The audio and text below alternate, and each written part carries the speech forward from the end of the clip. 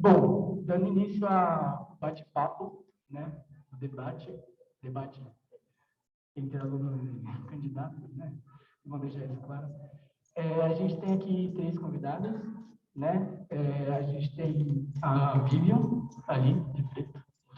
A Vivian, ela é deputada, candidata a deputada federal, senadora, desculpa, não passando errado aqui, eu estou na colinha. E ela é do PCdoB.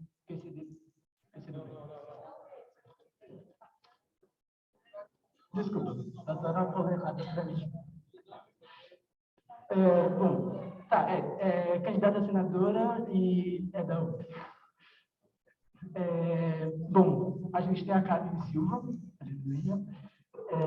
deputada estadual, e é do PSB. E, no fim, o Orlando, né, que é deputado federal, agora sim, e ele é do PCdoB, certo?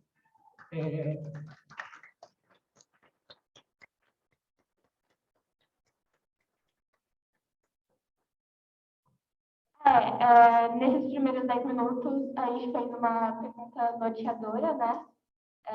Que é sobre como seu mandato pretende trabalhar pelo direito da cidade e na construção de uma sociedade antirracista, quais as suas propostas objetivas para isso. Nesses 10 minutos, eles vão poder falar sobre um pouco sobre eles mesmos, sua própria campanha e também com essa pergunta, né, que a gente fez para norteá-los. Acho que vocês podem pegar esse microfone aí. Acho que vocês podem começar com você, Liliana.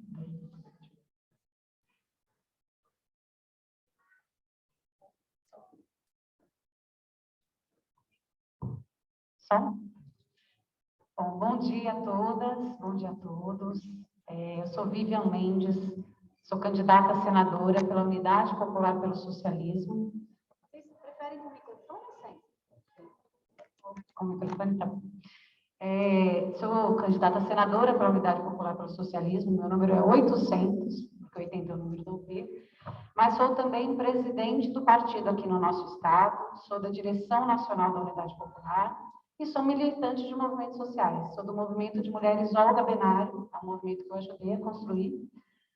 Também fui militante do movimento de luta nos bairros, vilas e favelas, que é um movimento de moradia que a gente tem.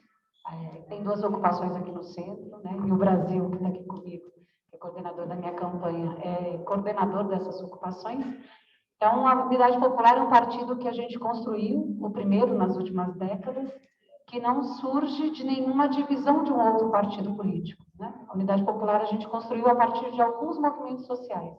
O Olga Benário é um movimento, o MLB é outro, e a União da Juventude e Rebelião é um outro movimento que criou a Unidade Popular, que é a nossa organização de jovens. A gente organiza os jovens tanto no movimento estudantil, também como na luta da juventude para viver, para ter perspectiva de vida, para se organizar e construir uma sociedade diferente. Então, esses são os movimentos que construíram a Unidade Popular. Tentando falar aí um pouquinho dessa nossa trajetória antes de começar a falar mais especificamente da proposta de programa, enfim. A Unidade Popular, a gente registrou o partido em 2019, mas a gente veio construindo ele antes e a gente coletou 1.200.000 assinaturas no Brasil para poder registrar, porque é muito difícil registrar um partido político no Brasil. Tanto que o Bolsonaro tentou e não conseguiu, não é mesmo? Mas nós conseguimos com a força da nossa militância, e é assim que a gente constrói o nosso partido e é assim que a gente constrói também a nossa luta. Então, nós somos um partido que tem olhado com muita preocupação para a situação do nosso país, né, para as ameaças golpistas do genocida que ocupa a cadeira de presidente da República, e nós temos olhado para isso com muita preocupação e nos voltado todas as nossas energias, inclusive durante a campanha, principalmente aproveitando a campanha eleitoral, para mobilizar nosso povo para enfrentar o avanço do fascismo no nosso país. Esse é o centro da luta política hoje colocado no cenário nacional. A gente precisa derrotar Bolsonaro e o fascismo urgentemente, e não só nas urnas, mas principalmente nas ruas. Então, as eleições são um momento importante da nossa luta política, mas elas é um momento que vai passar e que, infelizmente, não é o suficiente para a gente derrotar esse avanço do fascismo no mundo, e principalmente no nosso país, independente de quem ganha as eleições, inclusive. Então, a Unidade Popular é um partido que tem organizado a sua militância, mobilizado o nosso povo para enfrentar esse fascismo nas ruas e nas urnas nesse momento. Agora, falando um pouquinho mais sobre a minha candidatura ao Senado, né?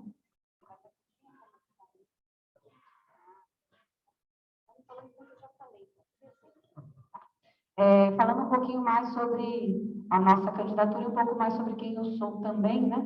Como eu disse, eu sou do Movimento de Mulheres Olga Benário, e a gente, dentro da campanha para o Senado, tem colocado no centro aí do nosso debate os direitos das mulheres do nosso país, que são tão violados, né? Então, direito das mulheres por salário igual, direito das mulheres para viver contra a violência, né? Para viver uma vida digna, uma vida...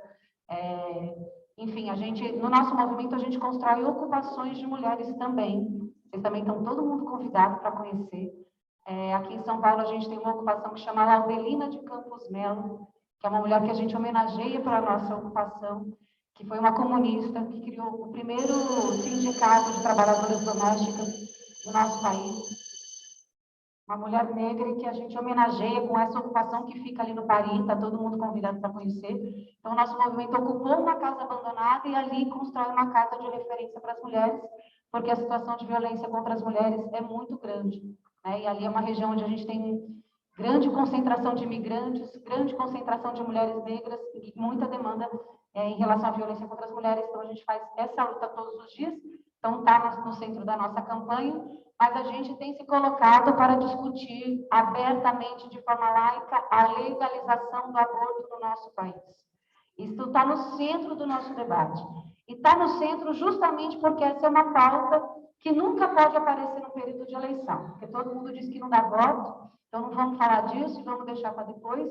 E como a pauta aqui a gente discutir bandeiras que sejam de enfrentamento ao racismo no nosso país, defender a legalização do aborto é definitivamente uma pauta antirracista no nosso país. Porque o aborto é crime no Brasil, mas ele é realizado todos os dias. E as mulheres que podem, as mulheres que têm dinheiro, fazem um aborto com muita tranquilidade, com toda a segurança, ainda que ele seja ilegal.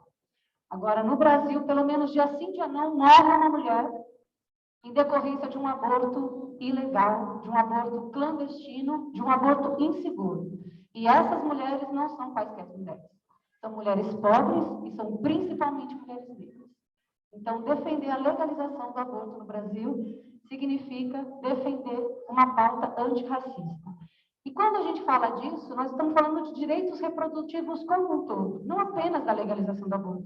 E aí tem a ver com o debate aqui, nessa escola, que eu tenho certeza, pela sua história, que deve estar muito mais avançada do que a média da sociedade. Mas o que a gente defende é a educação sexual para meninas, para crianças, para as mulheres como um todo. Defender a legalização do aborto significa educação sexual para que essa mulher possa decidir, acesso aos contraceptivos para que ela possa não abortar, e aborto legal para não morrer. Essa é a defesa que a gente faz, isso está no centro do nosso debate. Eu acho que eu já falei metade do meu tempo, então eu vou tentar, já falei 6. Eu vou tentar entrar aqui numa outra pauta que para nós é também central e que tem tudo a ver com a pauta antirracista também, direito à cidade, porque eu sou membro da Comissão de Familiares de Mortos e Desaparecidos Políticos. Participei da Comissão da Verdade, né? A Unidade Popular tem um programa de 25 pontos, que é bastante sucinto, e um dos pontos desse programa é o direito à memória, verdade e justiça, e pela punição dos torturadores, da ditadura e dos dias atuais. Então, a luta contra a impunidade também está no centro da nossa campanha. Então, eu quero ser senadora para punir esses generais que estão no governo Bolsonaro, esses mesmos milhares de generais que estão aí ocupando altíssimos cargos no governo. Inclusive, hoje eles não precisam comprar nem Viagra, que até isso o Estado compra para eles, né? Tá assim, tendo altos salários, todos os privilégios, não querem largar o osso e, por isso, ameaçam a democracia no nosso país. Esses mesmos militares são os mesmos que torturaram, que prenderam, que estupraram, que ocultaram os cadáveres de quem lutou contra a ditadura militar. Então, a gente quer colocá-los no banco dos réus. Mas não só isso, porque Bolsonaro cometeu crimes de graves violações de direitos humanos no nosso país, crimes de lesa humanidade, e Bolsonaro tem que ir para o banco dos réus. Eu quero ser senadora para colocar Bolsonaro no banco dos réus. Bolsonaro precisa ser preso, precisa ir para a lata de lixo da história, precisa voltar para o esgoto, da onde os fascistas nunca deviam ter saído. Então, a luta contra a impunidade é central no nosso debate, e essa é também uma luta antirracista. Porque se hoje a polícia militar persegue, prende e assassina a juventude pobre, negra, na periferia, né? Se a polícia militar, que foi criada na ditadura, vejam, a PM foi criada em 1969, ela é herança da ditadura. Então, a impunidade que a gente vê hoje no nosso país, ela tem história. Aliás, ela tem 522 anos de história. Porque a impunidade existe no nosso país, se a gente for olhar 400 anos de escravização de um povo, que parece que é um passado e ninguém precisa pagar nada sobre isso. Imagina, não tem que ter cota, não tem que ter nada. 21 anos de ditadura militar, não, isso aí também é página virada, ninguém tem que, né? E a impunidade vai virando uma política cotidiana, uma cultura política que se perpetua e que nós precisamos romper. Então, lutar contra a impunidade é lutar pela responsabilização de um Estado que se volta contra o seu povo, principalmente a sua juventude pobre e negra. Então, essa luta, para nós, é central e tem tudo a ver com o direito à cidade. Porque quando a gente olha para a nossa cidade, o que a gente vê de monumentos, nomes de ruas, homenageando torturadores, assassinos do nosso povo. Então, lutar contra a impunidade, lutar por memória, verdade e justiça, é lutar para que eles não sejam homenageados. Né? É lutar para que a história do nosso povo esteja retratada nos nomes das ruas e nos grandes monumentos. Todo mundo deve ter visto aqui, quando puseram fogo lá no Borba Gato, naquele monumento do Borba Gato. Essa semana passada, eu estive lá no julgamento do Galo e do Bill, que estão sendo acusados por ter... foi a primeira audiência, né? O julgamento em Galão foi a primeira audiência daquele processo, né? Então, vejam, você tem todo um Estado que faz um monumento gigante, que, além de tudo, é horroroso, né? Não sei se é feio, esteticamente feio, e traz consigo toda a história do massacre do nosso povo, de quem perseguiu, de quem matou o nosso povo indígena. E quando a gente precisa mesmo é de um resgate de uma memória que traga a nossa luta, que homenageie aqueles e aquelas que deram a sua vida, que deram o seu sangue, o seu suor, para que a gente pudesse construir uma sociedade melhor. Então, para concluir, né? A Unidade Popular, então, é um partido não meramente eleitoral. As eleições são muito importantes para nós, mas nós somos um partido de organização do nosso povo, porque o que a gente quer construir é o poder popular e o socialismo. E a gente não vai fazer isso apenas através de um processo eleitoral. Nós precisamos de muita organização, de muita luta, botar os nossos jovens, as nossas mulheres, os nossos trabalhadores na linha de frente dessa realidade, que é a construção da sociedade nova, que nós, antes cedo do que tarde, vamos construir pelas nossas próprias mãos. Então, eu queria agradecer muito a oportunidade, o espaço, agradecer aqui na figura da Carmen, minha querida, por participar dessa mesa tão importante, desse debate tão importante, com essa juventude que, com certeza, é protagonista da história. Então, resgatando a memória do período da ditadura, a gente vê a importância da juventude naquele período sendo a vanguarda de uma luta contra uma sociedade autoritária, contra o autoritarismo, contra o fascismo. E hoje, mais uma vez, a juventude é convocada a lutar contra o avanço do fascismo no nosso país e para derrotar não só Bolsonaro, mas todo o seu legado e colocar Bolsonaro e os generais no banco dos réus. Obrigada.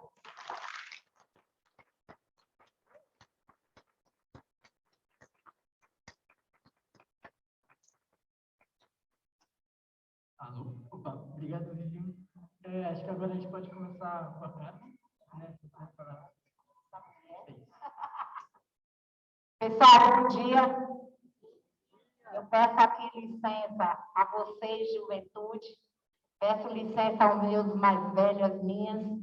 Eu sou Carmen Silva, líder do MSTC, Movimento Sem Teto do Centro, há 32 anos Eu estou nessa cidade, sou oriunda da Bahia, minha origem é baiana, nordestina, retada, mãe de 8 filhos, tá? Eu vim para São Paulo para fugida, para não morrer na mão de um feminicida, e chegando aqui, eu me senti uma estranha no meu próprio país, eu me senti uma refugiada, né? Refúgio esse decorrente da falta de moradia, da falta de emprego, da falta de acessibilidade, que é tudo que um cidadão necessita e uma cidadã. Eu entrei no movimento Moradia e eu tive a percepção que eu tinha que me sentir uma estranha mesmo em São Paulo, porque não tinha pertencimento. Quando você não tem um pertencimento, você é estranho em qualquer local. Então, eu passo a fazer parte de todas as audiências públicas, conferências que essa cidade tinha para falar de moradia, e aí eu entro também num partido político, né? Entrando no partido político não com a intenção de, né, ser uma candidata, mas sim para entender como um partido atua dentro do seu estado, dentro do Brasil.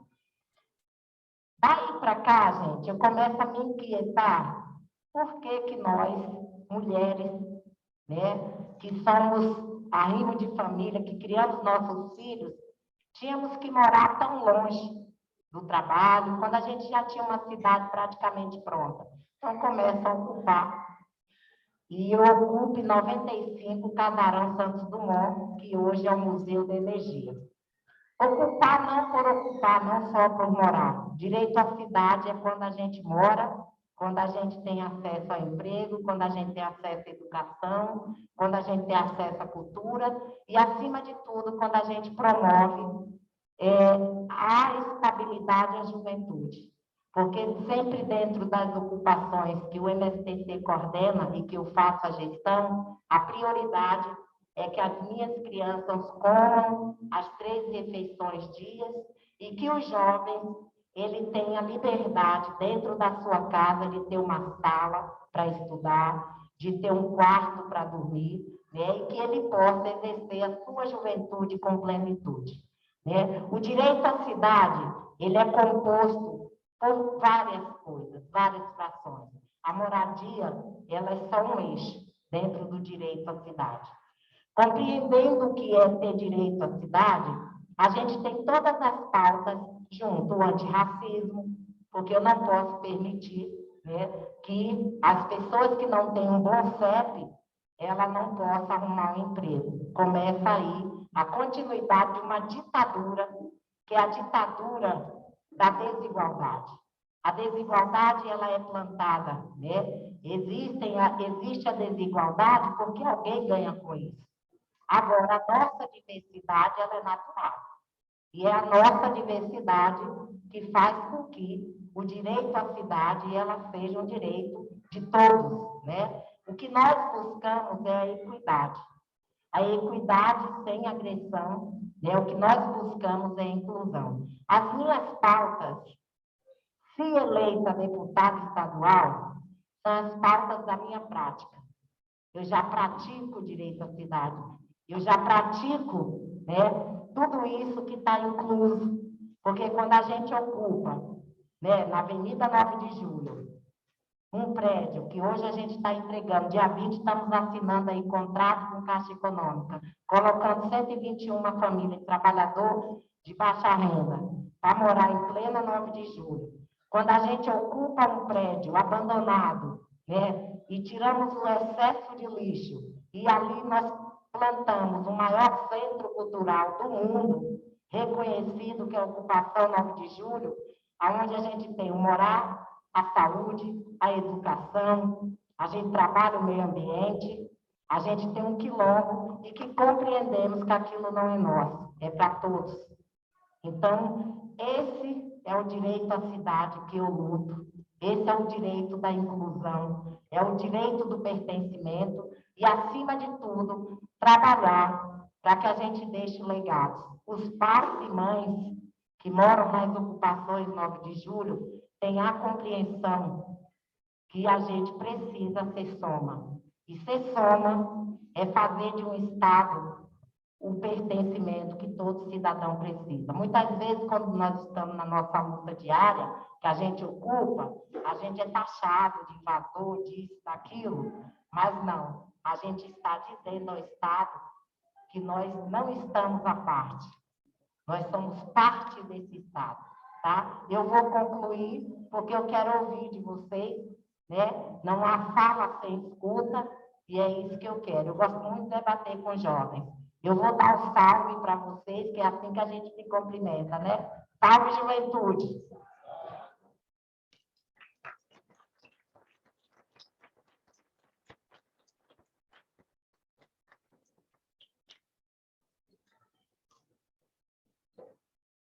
Alô? Agora, obrigado, cara. E agora, pode falar? Salve. Bom dia, pessoal. A Carmen é uma figura, né?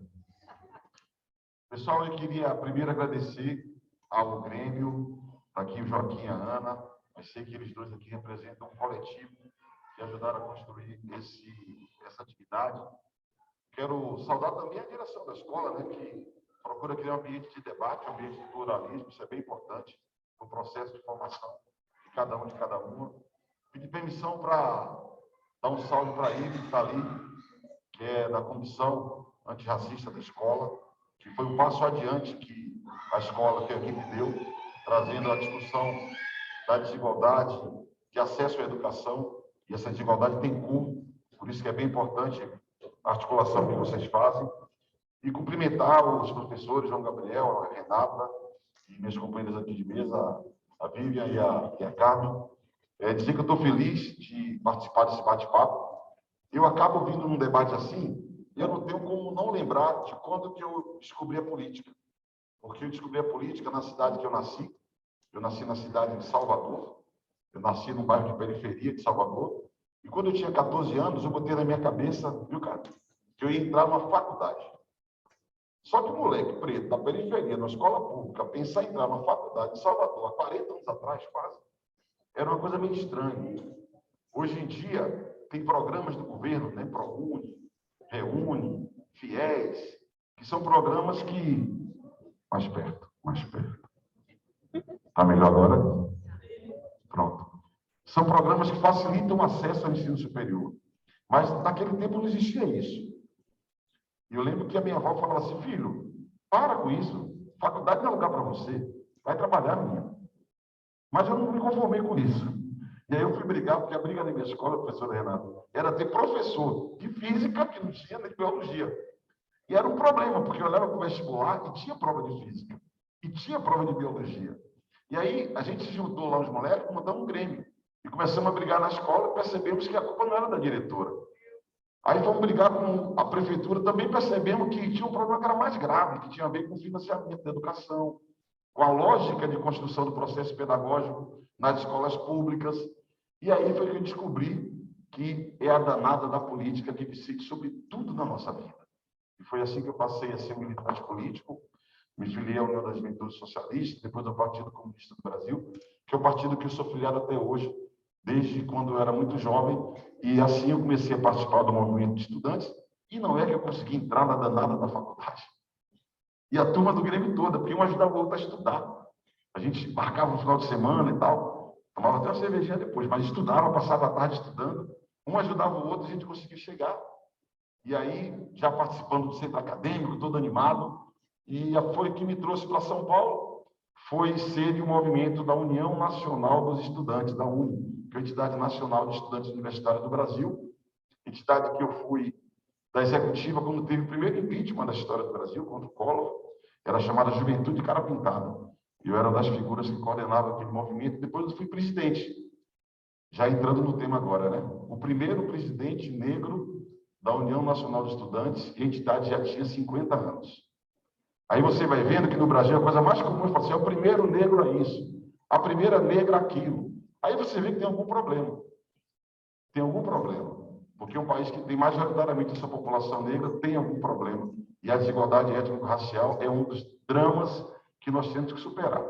Foi ali que eu conheci o Lula. Eu era jovenzinho, o Lula era um peão metalúrgico.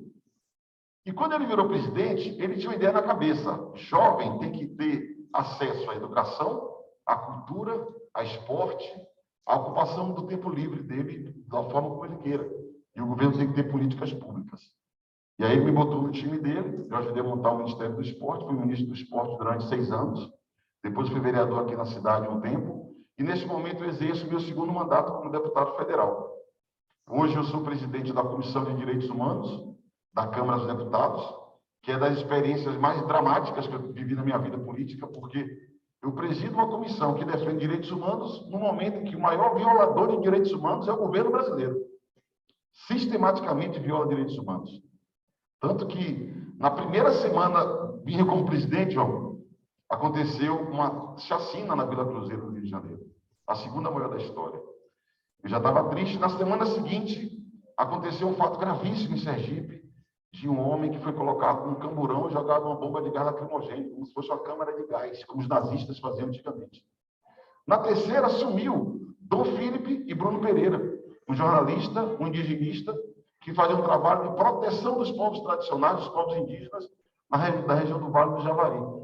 E assim vai. Toda semana acontece um fato novo, o governo não toma iniciativa, o governo celebra. Pergunta, o que é que Dom Filipe estava fazendo ali?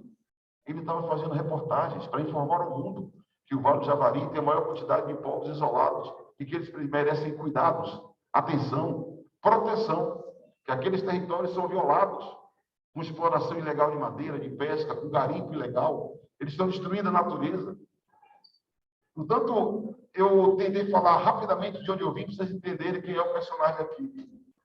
Eu nasci nesse lugar, procurei pelo sonho da escola, e a partir daí cheguei na universidade, e a vida inteira para mim é militância. E a militância política, para mim, é o que define o sentido da minha vida. Porque eu vivo nesse país aí que a gente conhece, né? Aqui vocês devem estudar, inclusive, as contradições. Eu tenho uma filha que estuda na equipe, que fez uma experiência recente de conhecer a produção agrícola no Brasil. E a gente sabe que é o MST e sabe que é o agronegócio. E essa contradição que faz com que o Brasil, que é o país que mais produz alimentos do mundo, eu vou repetir, o Brasil é o país que mais produz comida no mundo. É o país que tem 33 milhões de pessoas que acordam e não sabem se vai ter o que comer durante aquele dia. É essa contradição que limita o direito à cidade, é essa contradição que sustenta as desigualdades de todo tipo, inclusive a desigualdade ancorada no racismo. E é contra isso que nós acreditamos que é necessário se insurgir. Eu sou daqueles que creem que a sociedade tem uma dinâmica a partir da luta de classe. É como eu vejo o mundo, é como eu vejo o desenvolvimento da história. Mas no Brasil, a luta de classe não é suficiente para explicar diferenças, porque a escravidão foi muito profunda. De 5 séculos de história do Brasil, 4 foram ancorados na escravidão, dos povos indígenas e do povo negro. E acabou a escravidão, o povo negro saindo da senzala para a favela, sem direitos. O direito à cidade é um dos direitos. O direito à cidade é o direito a morar, a circular, a construir a sua história. E eu acredito muito que a geração que vocês fazem parte é uma geração que pode ajudar muito o Brasil a dar um salto, que eu diria, civilizatório. Eu participo da Coalizão Negra por Direitos. E lá nós falamos, com o racismo não há democracia. Não adianta falar que o Brasil é um país democrático se nós não enfrentarmos as desigualdades, que são fundamentais de serem superadas para que, de fato, a gente seja um lugar da democracia. Então, eu queria dizer assim, eu tenho muita confiança.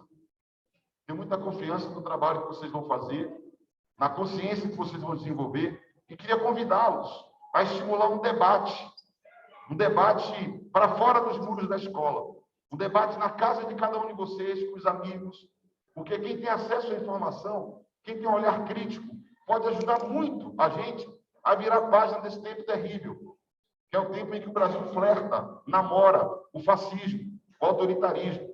E se tem uma coisa que vale muito é a democracia. Porque com democracia eu posso estar aqui falando. Um cara como eu, há 50 anos atrás, não podia falar o que eu estou falando. E se falasse, seria preso, alguns assassinados. É sobre isso que eu quero falar.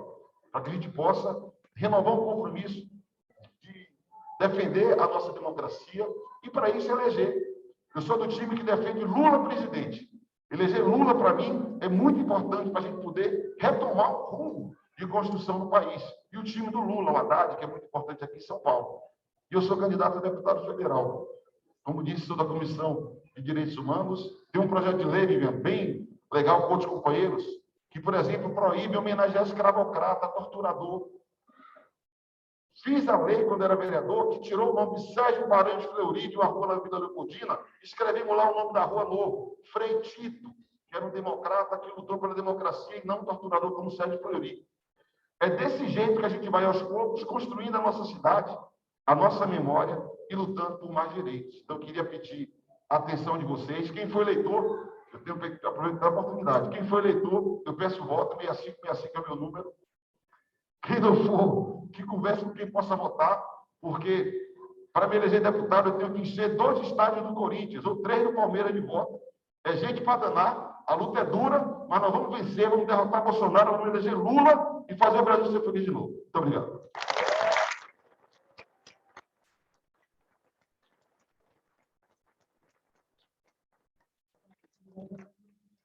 Agora a gente vai começar uma rodada de perguntas. A gente tem uma pergunta da mesa, que a gente fez a partir do grego, que fez muito nosso. Então, eu já peço que, enquanto vai ter a resposta de todos eles, vocês façam aí também perguntas pessoais. A gente vai começar a passar no microfone depois da hora das perguntas.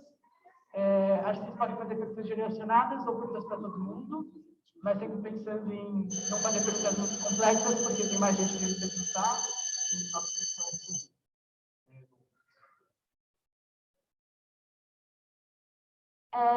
Numa sociedade que muitas vezes não compreende o real papel de um parlamentar e que coloca na vala comum os bons e os maus representantes, qual a motivação de cada um de vocês para disputar as eleições para deputado estadual, federal e ao Senado? E se, completando só um pouco a pergunta, se vocês puderem adicionar nisso, como vocês acham que essa visão, essa má visão de pessoas que trabalham na política poderia mudar, né? Se vocês quiserem começar na ordem contrária agora, acho que seria legal.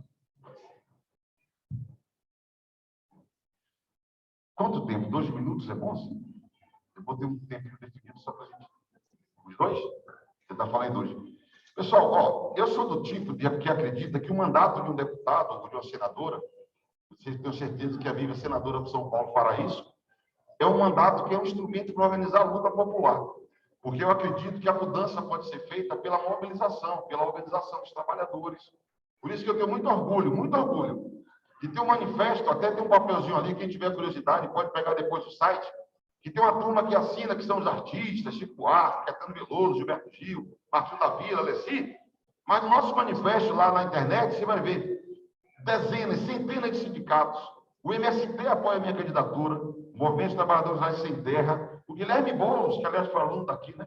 O Guilherme Boulos, que é do MTST, que é candidato a deputado federal, assinou o manifesto, porque para nós é necessário ligar mandato com a organização da luta, porque é a luta que muda a vida. Por isso que eu quero ser deputado federal, para ajudar e para garantir a diversidade também. Por quê? Vocês sabiam que são 513 deputados federais e 21 pretos no Brasil? São Paulo tem 70 deputados federais e 2 pretos. Isso não representa o que é o Brasil real. 15% de mulheres na Câmara Federal não representa o que é o Brasil real. Então, é também ser eleito para ser parte do esforço da legitimidade, representatividade. Enquanto não tiver um parlamento representativo e legítimo, que tem uma agenda identificada com o povo, as pessoas vão achar que é tudo picareta. Que a Vera mesmo é que tem uma pancada de gente que está lá, pancada de pessoas que estão lá, que é picareta mesmo, a maioria. Estão lá para defender o seu interesse, e não o interesse nacional. É isso que gera uma descrença, porque a maioria está lá para cuidar do seu, e não da maioria do interesse da maioria da população. Como é que faz para acabar com isso?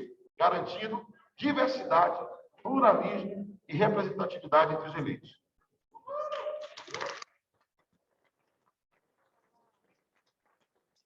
Pessoal, eu já fiz parte de todos os conselhos dessa cidade. Conselho de Habitação, Conselho de Políticas Públicas para Mulheres, Conselho Gestores,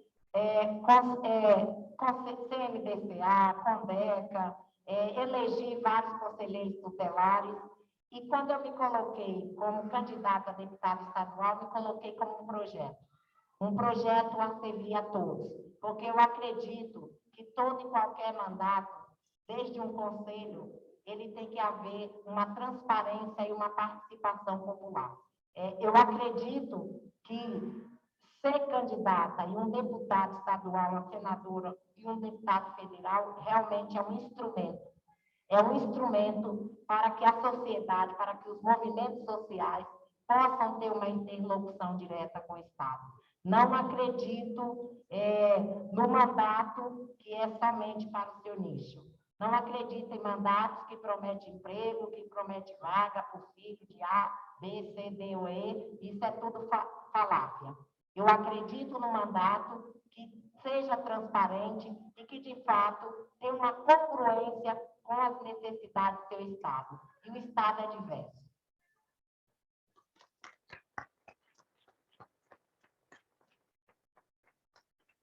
Bom, gente, a Unidade Popular, a gente tem um programa, como eu disse, do partido. O nosso programa eleitoral é o mesmo programa do partido. A gente não acha que tem que ter um programa para partido e outro programa para eleição. Nós temos um programa que defende o poder popular e o socialismo, com suas pautas, tem pauta para tudo, tem proposta para tudo. E eu sou a candidata a senadora da Unidade Popular, porque o coletivo decidiu, mas o nosso programa é um só. Sou eu, mas poderia ser qualquer outra pessoa da Unidade Popular. É que tem que ter 35 anos, e nós somos muito jovens, e nós não temos muito. Me escolheram. Estou brincando um pouco, mas é um pouco isso também, né? Nós somos um partido muito jovem. Qualquer pessoa, qualquer candidatura da Unidade Popular defende a mesma coisa. Então, eu quero ser candidata, eu sou candidata e quero ser senadora para implementar o programa do Poder Popular e do Socialismo. Só que ninguém faz isso sozinho com o mandato, né? A gente acredita, a gente confia que somente com a organização popular, com pressão popular, que é possível a gente fazer tudo no nosso país. Então, todos os nossos mandatos serão a serviço da organização, da movimentação popular, de colocar o nosso povo na rua para defender os direitos da classe trabalhadora, transformar a sociedade desde a raiz, construir o poder popular e o socialismo. Agora, também, cada candidatura que a gente consiga eleger, cada deputado federal, estadual, senador que a gente consiga eleger no nosso campo, é um a menos do campo deles, né? A política é uma trincheira. E cada um de nós que se elege é um a menos para retirar o direito da nossa classe. Então, a eleição tem essa importância muito grande. E o que eu espero cumprir como senadora é o que historicamente os comunistas fizeram no parlamento. Enfiar o dedo na cara daquele Bolsonaro e dizer que aquilo é vagabundo, que não presta para nada, que tem que ir para a cadeia, né? Dizer que o direito da nossa classe não pode ser arrancado. E, para isso, a gente precisa ir até as últimas consequências. E as últimas consequências é levando o nosso povo na rua para defender o direito de viver com dignidade. Porque só a gente defende hoje a nossa vida. E eles estão lá todos os dias defendendo a morte da classe trabalhadora, que para eles não interessa para mais nada. Então, eleger no nosso campo é central nessas eleições. Agora, é isso. Eu, pessoalmente, a minha motivação pessoal é defender o nosso programa.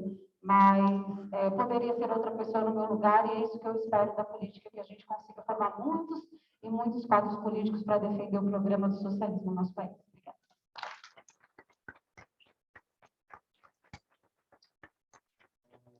Está falando aqui com o Joaquim, a gente quer passar para as perguntas de vocês. A Julieta já levantou a mão lá, acho que ela faz a primeira, mas o Antônio também pode fazer, a gente vai fazendo assim em blocos, tá bom? Primeiro a Julieta, depois o Antônio, depois volta as perguntas. Quem mais quiser fazer, levanta a mão, que o Joaquim está anotando. O Gabriel também quer. Acho que dá para fazer 3 aqui no primeiro bloco.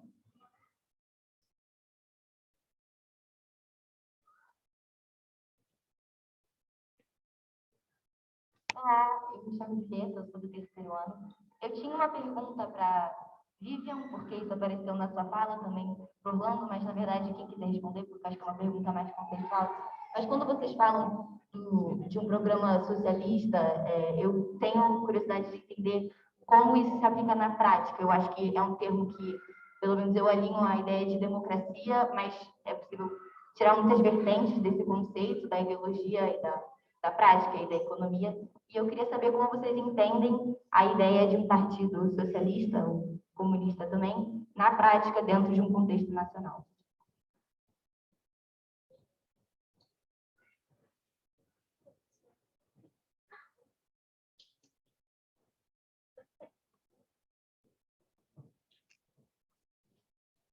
Então, eu tinha uma pergunta. Primeiro, acho que meu nome é Antônio Oliva, eu sou estudante do primeiro B. Eu queria saber, há bastante tempo a gente já tem uma ideia de mais forte a mais fraca de melhorar a situação do país, de trazer justiça social e socialismo, comunismo, mas até os dias atuais ainda não teve um sucesso, em grande parte pelo fato da instituição brasileira já ter sido colocada contra a igualdade social. Então, a própria projeto, a própria divisão do país foi feita para impedir uma mudança. Então, eu queria saber como vocês enxergam essa contradição, se vocês não enxergam que até tem uma redundância, de certa forma, no papel de vocês, quando tentam mudar um sistema que já está quebrado desde o começo.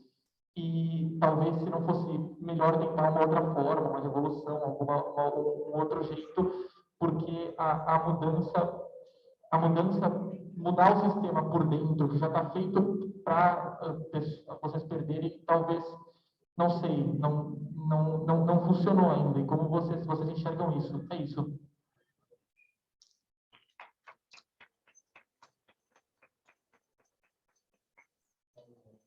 Eu sou Gabriel, do primeiro ano. Minha pergunta é direcionada para o Orlando. Eu estava lendo aqui o seu panfleto e dos tópicos abordados é sobre a fake news, né? E a minha curiosidade é que produzir uma notícia falsa é muito fácil, né?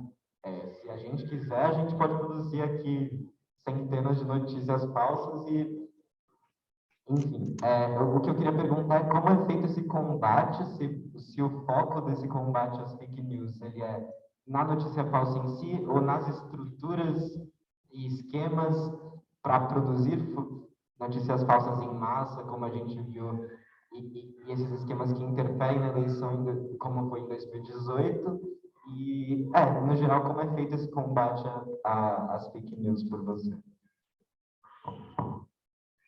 Vocês podem escolher a ordem de vocês. Quem quiser começar, pode.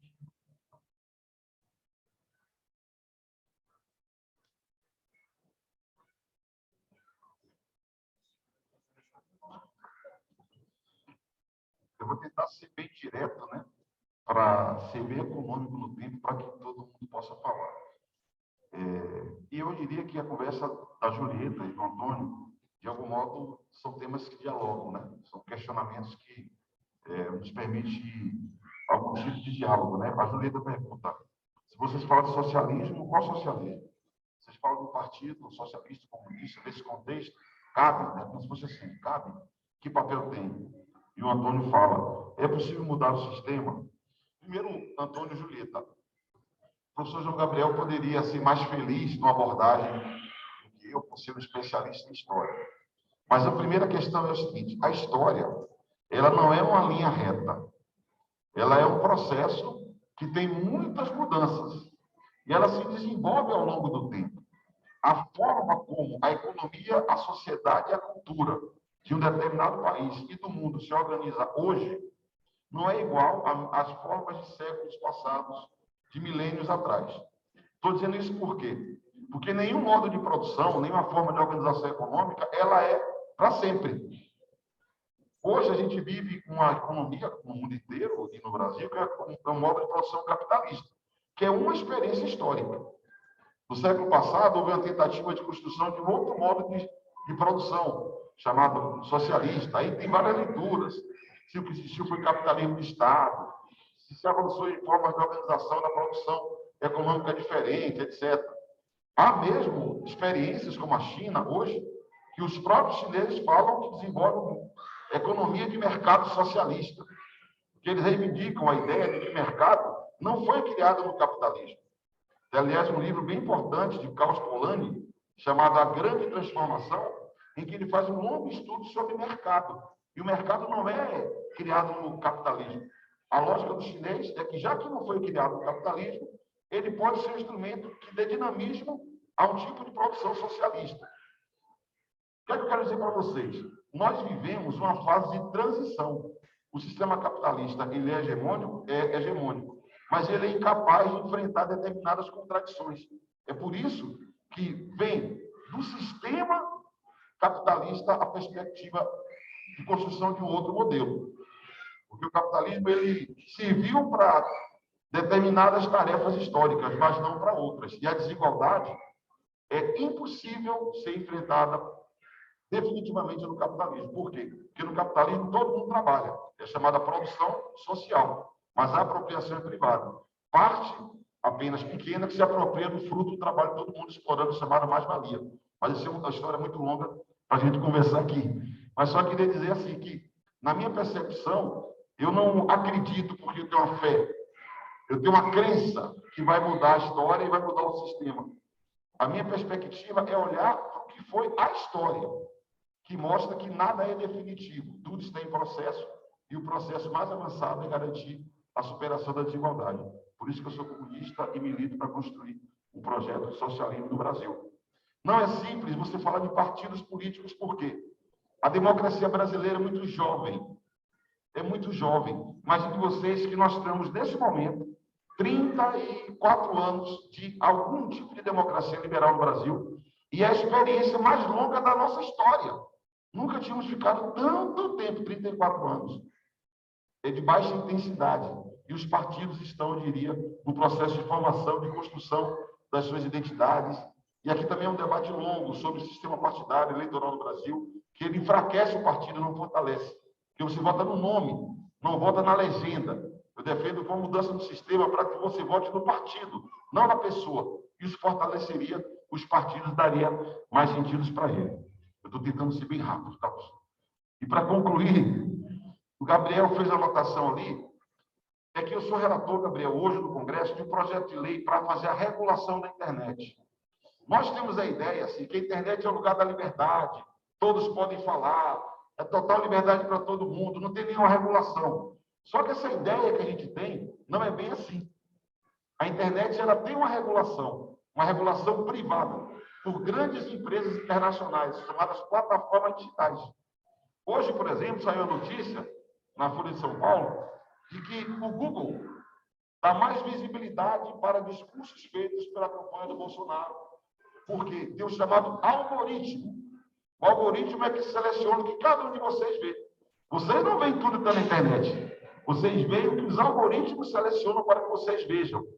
Por isso nós defendemos uma regulação da internet, não para intervir e censurar, não, tem que ter liberdade total de expressão, mas que nós saibamos quais são as regras utilizadas para fazer a seleção dos conteúdos. É chamada transparência algorítmica. Isso é muito importante, para que nós possamos não deixar que essas big techs controlem o que nós podemos ter acesso.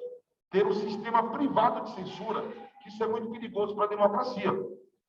Mas o que é estrutural para combater a fake news, a desinformação? Primeiro, garantir que as pessoas tenham acesso à internet. Porque a grande maioria do povo não tem acesso à internet. E acha que o WhatsApp é de graça, que o Facebook é de graça. E não é de graça, porque os dados que eles coletam de nós, tudo, vira monetização para eles. Sabe aquela brincadeira de olhar para o celular e o celular abrir?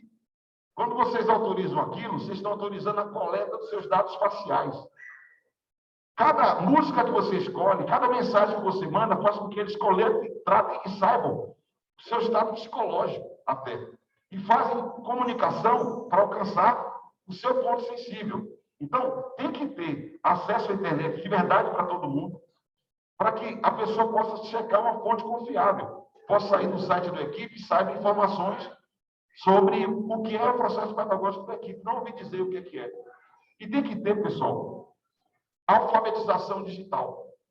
Igual nós aprendemos a ler, nós vamos ter que aprender a ler na lógica algorítmica, nesse mundo da era digital, para que a gente possa, nós próprios, com a nossa consciência, separar um pouco o joio do trigo. Esse é o desafio estrutural, conexão digital e alfabetização para que as pessoas possam se defender dessa epidemia que é a fake news, que gera tantas distorções, inclusive nos processos eleitorais, gerou Bolsonaro, Trump e coisas horrorosas pelo mundo.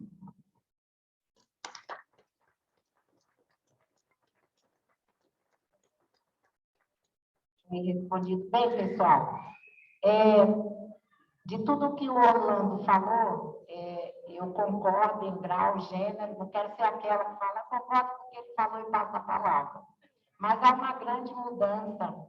Eu vou citar a China, que a China só virou esse país socialista que ele é, porque eles se reconheceram como origem. Nós temos aqui um problema seríssimo no Brasil.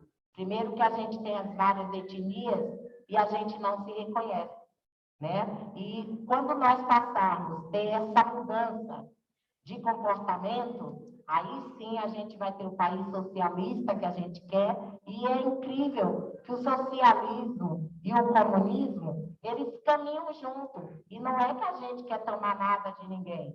O que nós queremos é um país justo, igualitário, né? Principalmente essa igualação de reconhecimento do trabalho, porque o mercado não vive sem o trabalho, né? Mas o trabalho tem que ser valorizado.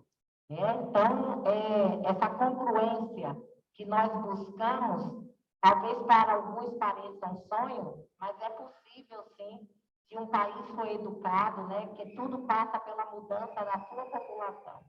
E isso que vocês fazem aqui, somente, Julieta, a sua pergunta, Antônio, são perguntas assim de jovens que estão inquietos com essa possibilidade do que vive esse país. E a revolução, ela se dá com a educação. Tá? E com a educação. Isso é a priori. Agora, quanto a fake news, existem tantas, né? O que nós temos que fazer realmente é buscar a regulação da internet. Como é que nós vamos fazer? Não prover também privar da liberdade de imprensa, privar da liberdade de se falar, que censura nunca foi, de forma alguma, teve condição de evitar que se falem outras coisas que não deve falar, né? Nós temos aqui ter, de fato, essa regulação e o acesso, porque muita gente hoje não tem acesso à internet. E não é tão distante essa falta de acesso, não. A gente acha que aqui na região central, nossos problemas todos estão resolvidos, mas a gente tem grandes mazelas, grandes portos, grandes locais, que ainda tem pessoas que, mesmo estando na região central de São Paulo, não têm acesso à internet.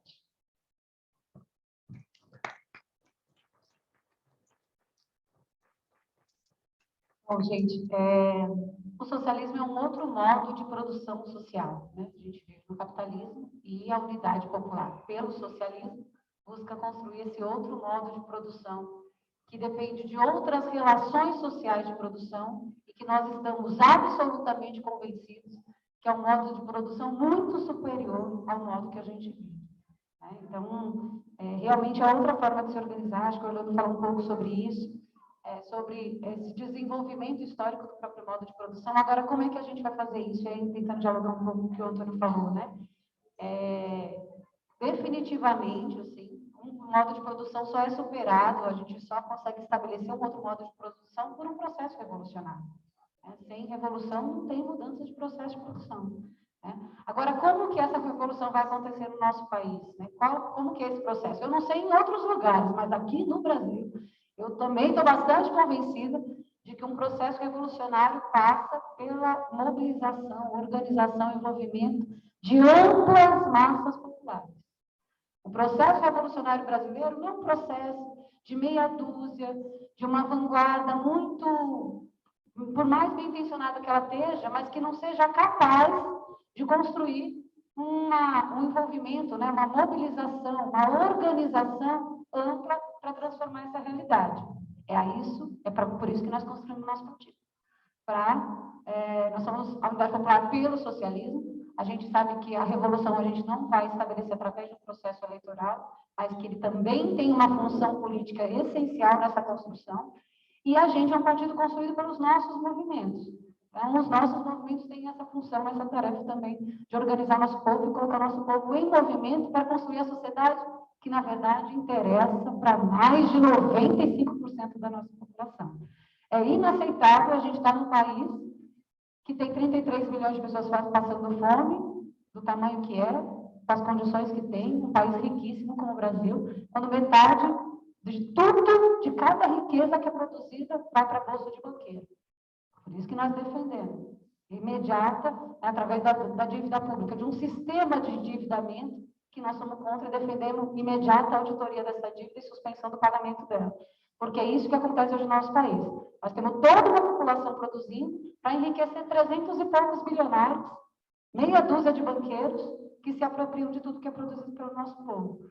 Então, as pessoas gostam de ficar citando muito socialismo e Cuba. Então, Cuba tem 11 milhões de habitantes. 11 milhões, é uma ilha.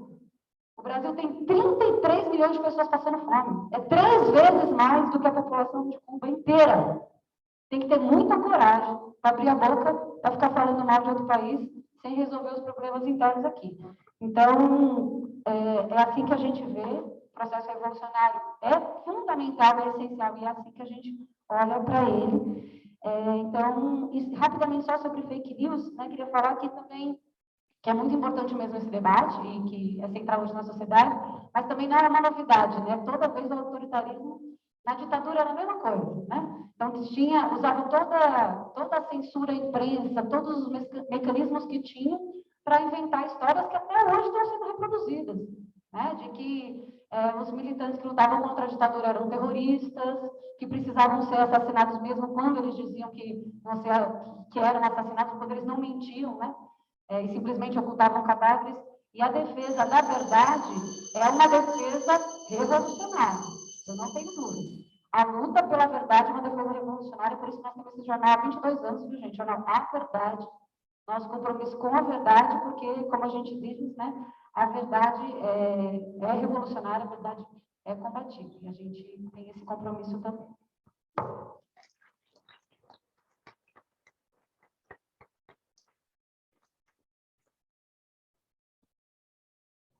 Gente, a gente tem mais 3 perguntas aqui, mas se alguém mais tiver pergunta, levanta a mão para a gente poder anotar. E, bom, eu vou fazer as perguntas.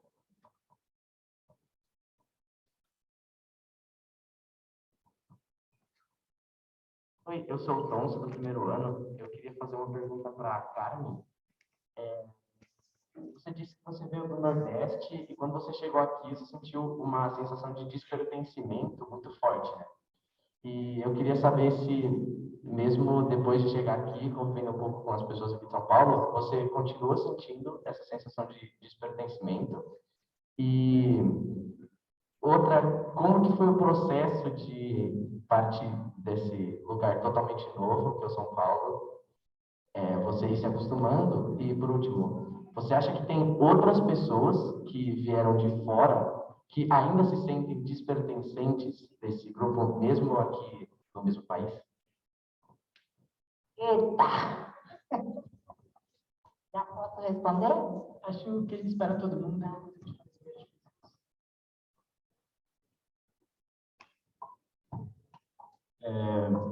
Meu nome é Paulo, eu sou do terceiro ano. Gostaria primeiro de agradecer a presença dos 3, muito obrigado.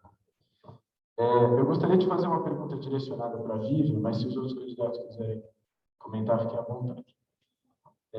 A minha pergunta tem um pouco a ver com o que você estava falando há pouco, Vivian, que é, diante desse cenário super bipartido que a gente está vendo, que as eleições parecem ter, e eu espero que a minha pergunta não seja tão indiscreta, mas como você lida com a intenção de voto e com as pesquisas, portanto, com o apoio ao ex-presidente Lula, considerando que a sua chapa também tem uma candidatura à presidência? Então, como é que você concilia e fica entre essas duas coisas? Muito obrigado.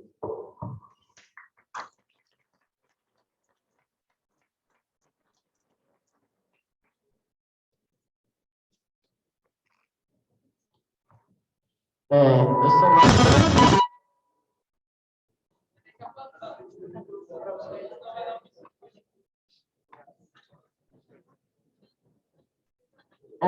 Eu sou o Martim, do primeiro ano. A minha pergunta é para a Carmen e é em relação ao MSPC. Como mudar uma imagem negativa que muitas pessoas no Brasil têm e a mídia traz também essa imagem na política, e como você pretende fazer isso se eleita? Acho que você pode começar, né? Já que está no seu horário.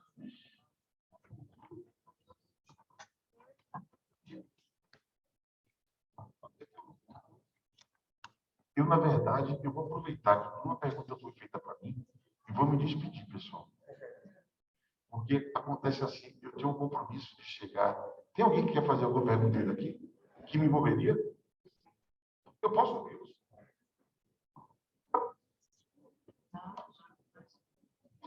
Vou me meter, viu?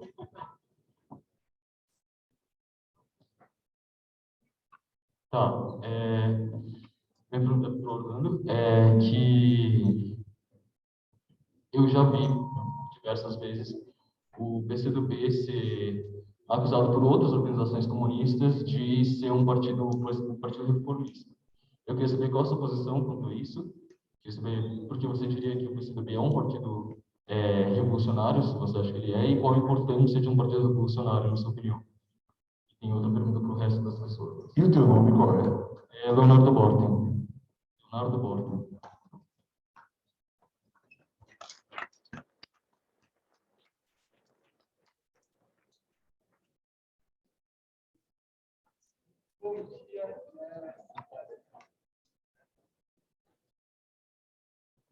Alô. Bom dia. Eu queria perguntar, Orlando, ouvindo sua fala sobre história, eu não sei se eu falo em nome de outras pessoas aqui, mas a minha experiência política brasileira ela foi complexa. Quando comecei a ter a consciência de política, eu vi a Dilma sofrer um golpe, e um Brasil que apoiava esse golpe, e depois o Lula sendo acusado sem provas, e um Brasil apoiando essa acusação. Então, eu queria te perguntar, olhando para a história recente do nosso país, como a gente, numa volta ao poder, à presidência, né, a gente de esquerda, um projeto progressista, consegue se manter nesse lugar, sem que haja que houve, que foram transformações absurdas do que aconteceu durante os dois governos, né, Dilma e Lula, que mudaram completamente aí o rumo do país. Eu não guardei o teu nome.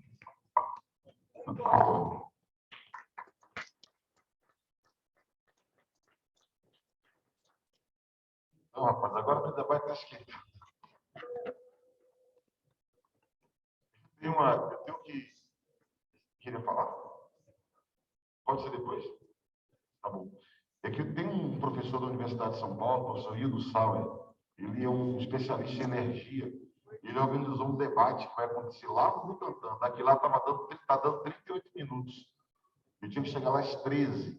E é um grupo menor, né? Não é tanta gente assim, mas é um debate importante que vai, espero eu, né, impactar no programa do presidente Lula. O debate está sendo feito lá a partir das diretrizes do programa do presidente Lula.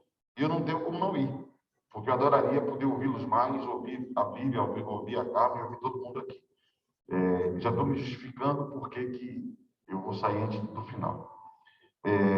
E agradecer aqui ao Leonardo e ao Antônio as duas perguntas. Começando do mais simples para o mais complexo, sendo que é igualmente complexo, que tem a ver com essa experiência recente da história do Brasil.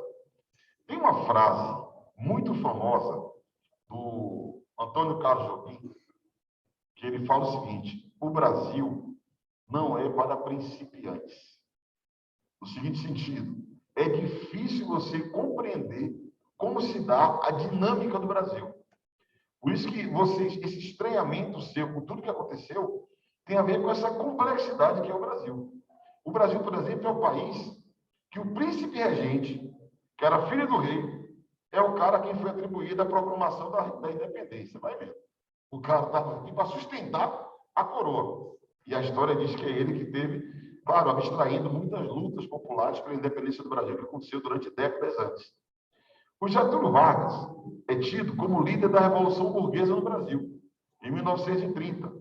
Só que o Getúlio Vargas ele era ministro da Fazenda do governo anterior, que ele depôs do grupo. E a última experiência esquisita é aqui. O Sarney, que foi o primeiro presidente da chamada redemocratização, eleito no colégio eleitoral, ele era o presidente do partido da ditadura. Ele era o presidente da Arena. Aí, alguns estudiosos falam, o Brasil é um país de transições sem ruptura. Porque você vai dizer que o Brasil hoje é igual ao Brasil de 200 anos atrás? Não. Então, você teve um processo de mudança no país muito lento, muito lento. Porque o Brasil também é um país muito repressivo. A luta popular sempre é brutalmente atacada. O Brasil é um país que, em muitos momentos da sua história, se usou mecanismo de decapitação para fazer a educação do povo. Desde Zumbi dos Palmares, que é uma história famosa, Tiradentes aconteceu igual, no Cangaço foi a mesma coisa, agora há pouco, na Guerrilha do Araguaia, nos anos 70. Pessoas, líderes, eram decapitados, seus corpos expostos, como se fosse uma forma de educar. Não vem com esse papo de mudança radical que vai acontecer isso com vocês. Então, é um país que tem muita violência e constrói uma narrativa ao mesmo tempo, que é um país pacífico, uma narrativa de transições sem ruptura, mas tem muito de violência. O que você viveu em 2016, eu estava em Brasília. Eu votei contra o impeachment. Aquilo foi uma das maiores violências políticas da história do Brasil. E com um componente novo, violência política de gênero, que era contra uma mulher. Eles não toleravam uma mulher ser presidenta da República do país. E fizeram um inferno até deslocar aquela mulher daquela posição de poder. É como a Dilma falava. Dizem que a Dilma é muito dura. Uma mulher dura, cercada de homens doces e meigos por todos os lados. Todos muito gentis, carinhosos e atenciosos com os interesses das pessoas mais simples. Nada disso. É um sistema muito duro que enfrentou e derrotou mudanças. Tudo no governo do PT foi perfeito? Não. Teve problema na experiência de governo do PT? Teve. Mas a Dilma foi destituída do poder, não pelos erros, mas, sobretudo, porque gerou um choque, inclusive a política econômica dela entrou mais em choque com uma certa ordem, com um certo pensamento. E aí a Dilma destituiu, na prática, e tentou usar de violência uma vez mais, impedindo Lula de ser candidato a presidente. Porque foi um processo completamente distorcido, forjado, e uma aliança que juntou não só a política, mas representantes de várias instituições, inclusive do Poder Judiciário, para impedir que Lula disputasse a eleição. Ele era líder das pesquisas, poderia ter sido presidente, e essa tragédia que nós estamos vivendo com o Bolsonaro poderia não ter acontecido. Então, é difícil de explicar, que o Brasil é um país difícil de explicar. Agora, o que eu posso te garantir é que a elite faz de tudo para manter a sua estrutura de poder. Eu vou votar em Lula presidente, estou lutando para que ele seja eleito. Mas eu tenho consciência que não basta eleger o Lula. É necessário organizar a mobilização e a luta popular para pressionar o governo Lula para ele ir para frente. Porque senão não dá certo, entendeu? E para concluir, dialogando com o que o Leonardo falou. Leonardo não, Antônio. Leonardo, na luta política, há uma disputa política. Né? Você tem várias correntes. Eu sou daqueles que creem assim. Em 1992, brotou o Partido Comunista do Brasil, chamava PCB, 100 anos atrás. E ele ramificou em várias organizações, em vários grupos políticos. O PCdoB é um deles. Eu não reivindico o monopólio da Fundação em 22, como acho errado outros reivindicarem. Com todo respeito, na minha visão, a própria UP é filha de uma tradição que vem de lá, que vem de antes, vem dos quilombos, vem das grandes operárias anarquistas, vem da luta do civismo, de resistência. É a história da luta popular no Brasil. O debate reforma-revolução, esse é um debate de mais de 100 anos. Esse é um debate que envolve qual é a melhor tática para fazer o enfrentamento numa dada conjuntura. Eu sou daqueles que, de onde eu vim, eu não me dou o direito de fazer debates abstratos, diletantes sobre reforma e revolução. De onde eu vim, um povo que eu tenho compromisso, eu quero mexer na estrutura já, para que ele tenha moradia, tenha comida, tenha emprego, tenha escola, tenha saúde. Alguns podem dizer, mas isso é reformismo, isso é dentro do capitalismo. Eu falo, irmão, eu luto pela sobrevivência do meu povo. Eu tenho que organizar ele para ter mais informação, mais cultura, mais conhecimento e defender um projeto histórico. Por isso que essa disjuntiva, reforma e revolução, serve mais a um debate abstrato do que a luta política concreta. E a luta política concreta por direitos, ela é revolucionária. Por isso eu me considero um revolucionário, tá bom? Pessoal, agradeço muito. Se alguém aqui concordou um pouquinho comigo, eu queria pedir uma ajuda ao Joaquim e a Ana, Joaquim e Ana. Eu vou deixar meu WhatsApp com eles. Se alguém aqui concordou com o que eu falei, pega o meu WhatsApp com o Joaquim e com a Ana, manda um salve para mim, que eu queria convidar quem puder para ir na banquinha nossa na Paulista, na Praça Ramos, ajudar a gente a construir uma campanha que é feita desde a base para ter um mandato preto, revolucionário, combativo, que defende Lula e as mudanças no Brasil. Obrigado.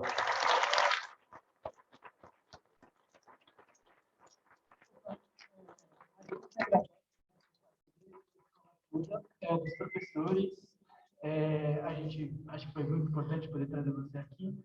Já que você desse muito Joaquim, obrigado, Grêmio. Obrigado, Comissão de Racista da Escola. Obrigado.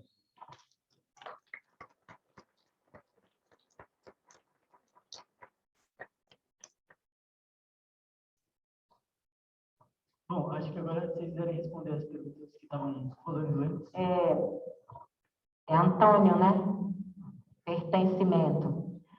Antônio, naquela época, na década de 90, ainda era meio recorrente o êxodo dos nordestinos, né? Que foi muito alto na década de 70. Quando eu cheguei aqui, o choque cultural que deveria nos unir, que são as tradições, né, do nosso país, das 5 regiões, eu senti um choque, a xenofobia, né? E por que eu digo que eu não tinha pertencimento? Primeiro, eu não conhecia a situação geopolítica e social e espacial da cidade de São Paulo, né?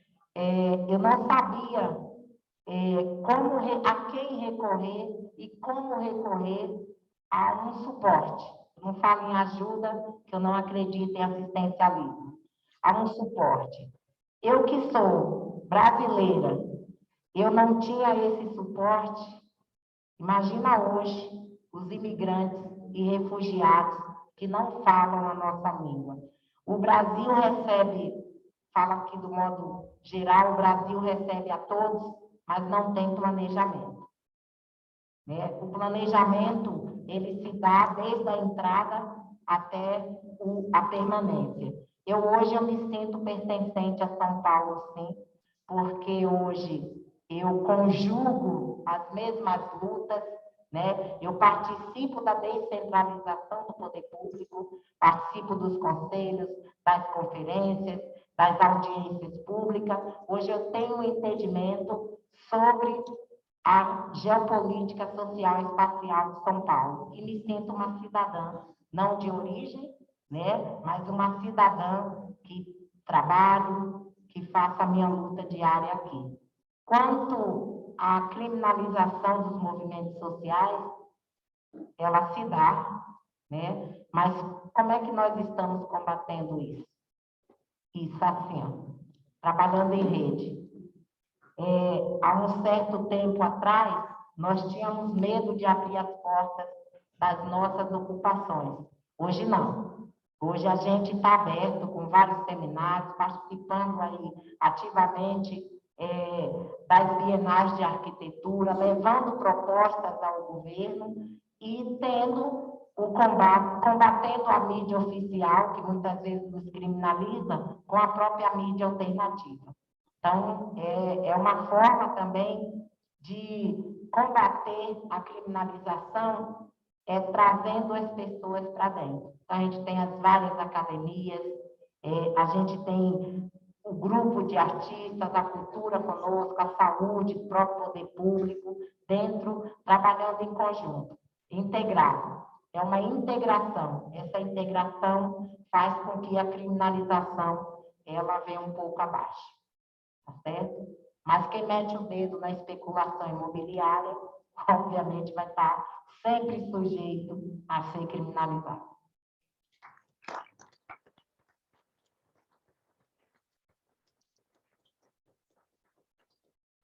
Posso, na sequência aqui, vou tentar também falar meio rápido, que acho que já está se alongando. Bom, mas queria agradecer muito a pergunta, né? De como a gente lida com o fato de que a gente tem a candidatura de Leonardo Pérez, Del Péricles, 80, candidato a presidente, que nós estamos reivindicando as candidaturas negras nos debates, estamos fazendo uma campanha nesse campo. E por que isso, né? Como que a gente lida com isso? Primeiro porque a gente tem um outro programa, né? A gente entende a polarização, mas a gente tem um programa. A Unidade Popular tem um programa do Poder Popular e do socialismo. Nós estamos com a campanha na rua para defender isso. Imediata revogação das reformas, imediata revogação do teto de gastos, cessar imediatamente o pagamento da dívida pública. Né? Enfim, nós temos um programa que é diferente.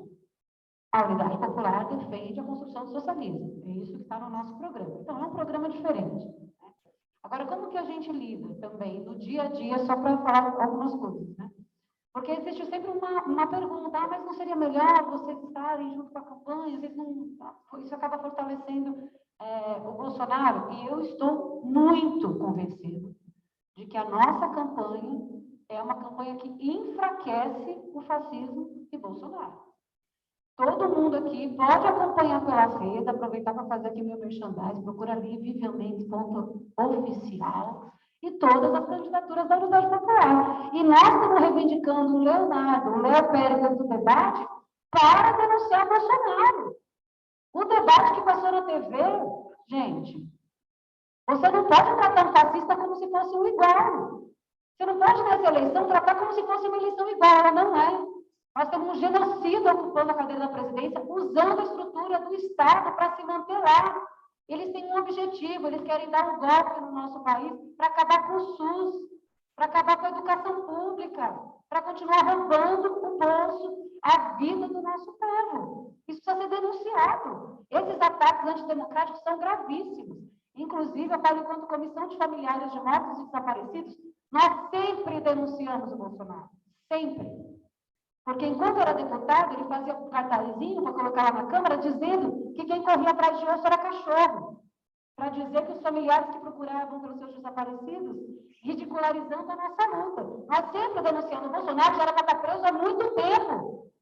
Como é que ele sai daquela Câmara no impeachment da Dilma, naquele golpe, elogiando o Carlos Alberto Brilhante Ustra, que é um torturador, inclusive, existe um processo da família Telles. Ele está transitado e julgado. O Carlos Alberto Brilhante Ustra é um torturador, foi condenado pelo Estado. Ele é torturador. Como é que uma pessoa elogia um torturador no meio do processo daquele e não vai para a cadeia? É inaceitável. Já era inaceitável. Agora é mais ainda. E é por isso que nós queremos participar desse debate.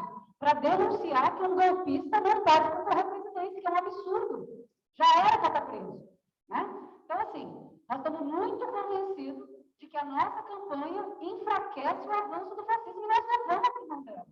Porque nós não podemos ser atraídos para o pântano de um debate, modéstia à parte, muito pouco politizado dessa eleição.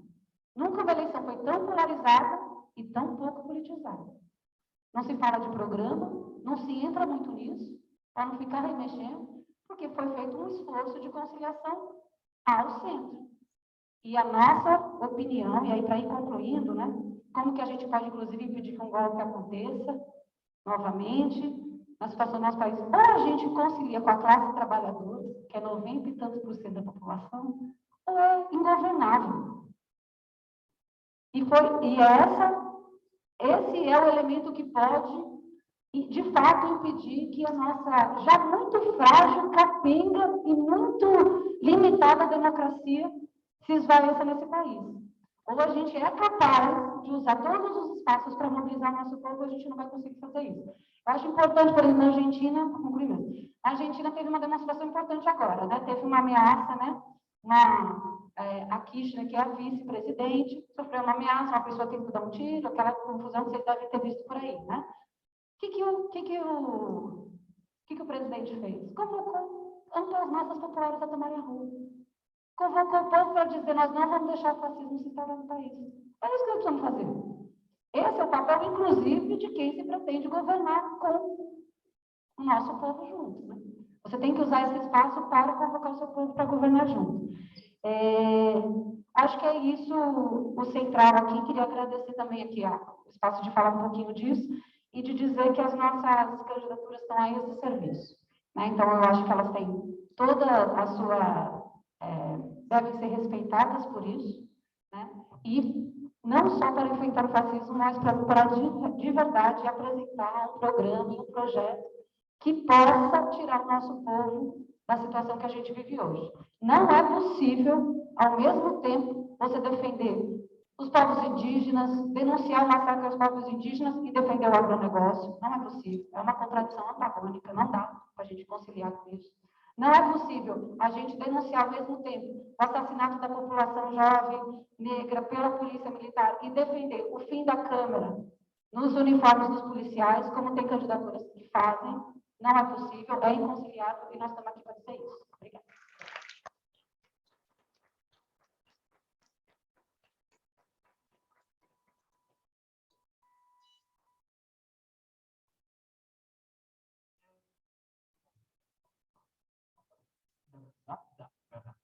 A gente está com o tempo acabando, então agora a gente vai fazer uma última rodada, né, de perguntas. A gente vai, todo mundo que levantou a mão vai ser ouvido agora. Quem quiser levantar a mão agora também pode levantar, mas fica com a mão levantada, por favor, porque quando a gente estiver andando a gente vai passando.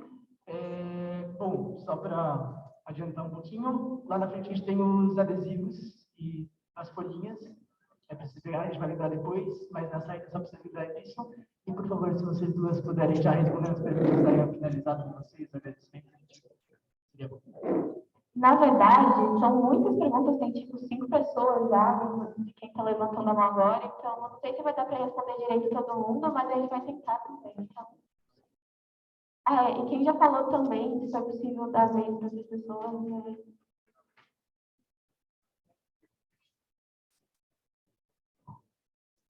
Gente, todo mundo que quer pergunta, levanta a mão que deu conta aí, só para não perder os nomes.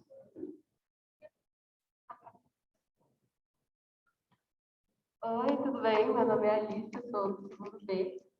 E a minha pergunta é mais sobre, tipo, como nós, assim, como jovens, conseguimos contribuir mais além, tipo, do período das eleições, com a política do país e com, enfim, essas causas que envolvem a gente também, né, os jovens negros, a população LGBT. E essa é a minha pergunta.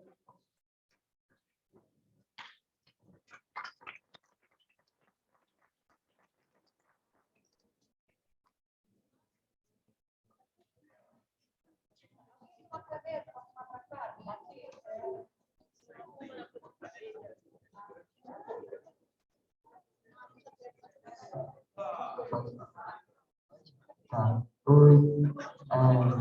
Pode? Tá. Oi, meu nome é Gabriel. E eu queria perguntar, assim, se vocês têm propostas ou ações direcionadas especificamente à proteção e assistência da população trans.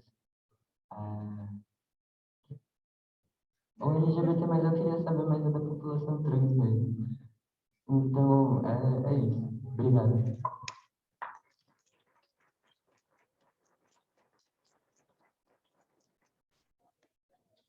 Não, muito bem, uma pergunta. Você falou do outro candidato e tal, do Léo. É Léo, né? Léo Pérez. E, assim, eu entendo, assim, a pauta de vocês em relação a ele, tipo, o que vocês defendem, enfim. Só que você não acha, assim, que no momento que a gente está, que é meio um pedido de socorro no Brasil, sabe?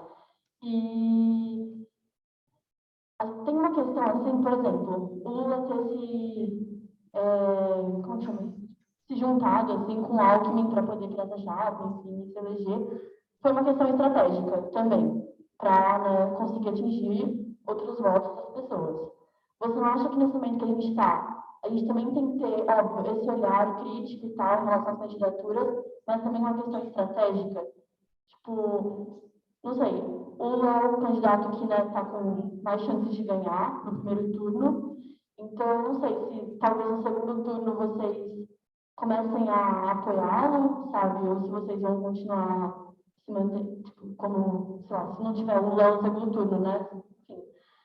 Eu queria saber mais sobre isso, assim, o que vocês pensam em relação a essa questão estratégica, sabe, porque, não sei, eu sinto que se eu votasse em outro candidato, o que eu jamais faria, mas se eu fizesse, seria um voto talvez jogado fora, entende?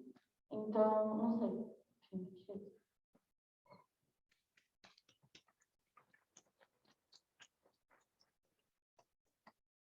Oi, meu nome é Raul. Eu queria perguntar,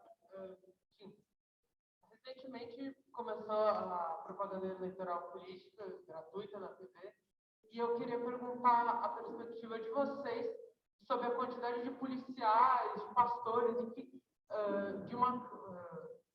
que estão concorrendo, né, desde 2018, desde essa guinada à direita que o Brasil teve, e como é que vocês veem, enfim, como é que vocês veem isso, né, como essa ascensão de tantos policiais, tantos pastores, tantas figuras de direita, enfim, na política?